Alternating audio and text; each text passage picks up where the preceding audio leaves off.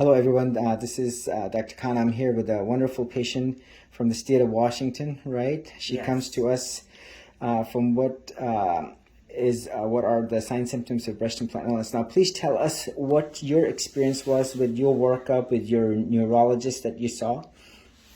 I was actually told that it was all in my head. I had signs and stuff of MS and they couldn't figure it out. And then they just told me basically it was in my head. I was crazy. The multiple sclerosis, MS for those patients, multiple sclerosis. Yes, please. And what did you say? How did you feel after the MS, i.e. supposed diagnosis that they gave you? I just cried and cried because I knew there was something else going on.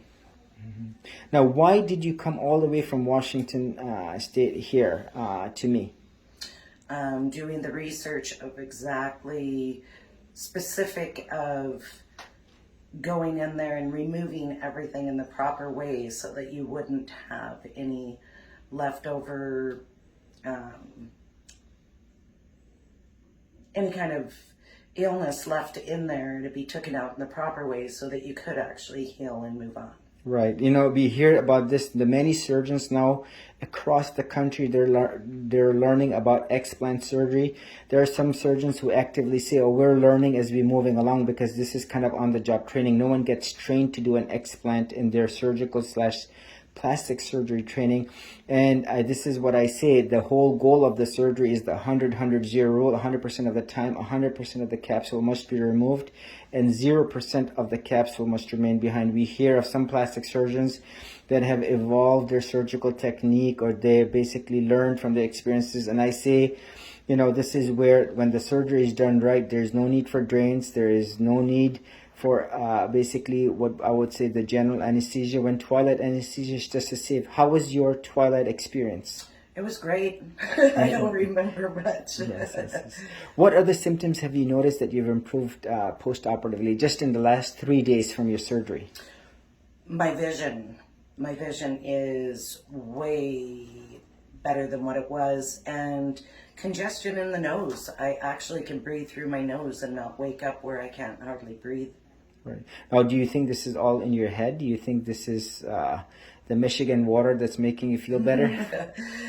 I believe that it's true that it was actually poisoning our bodies. And now that I'm actually on the way to a new life again. Sure. No, and again, we will continue to hear from you. Please keep us posted and updated.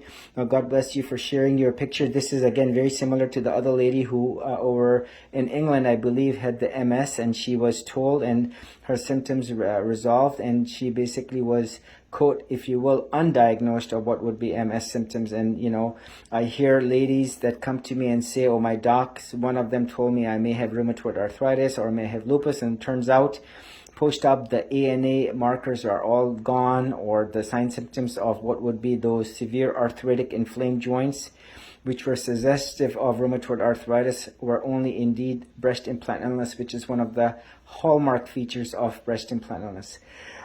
Anything else you want to tell the ladies who are listening?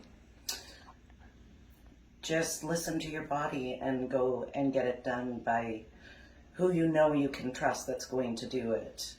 Very important. As you see, many plastic surgeons across the country were wanting to do it.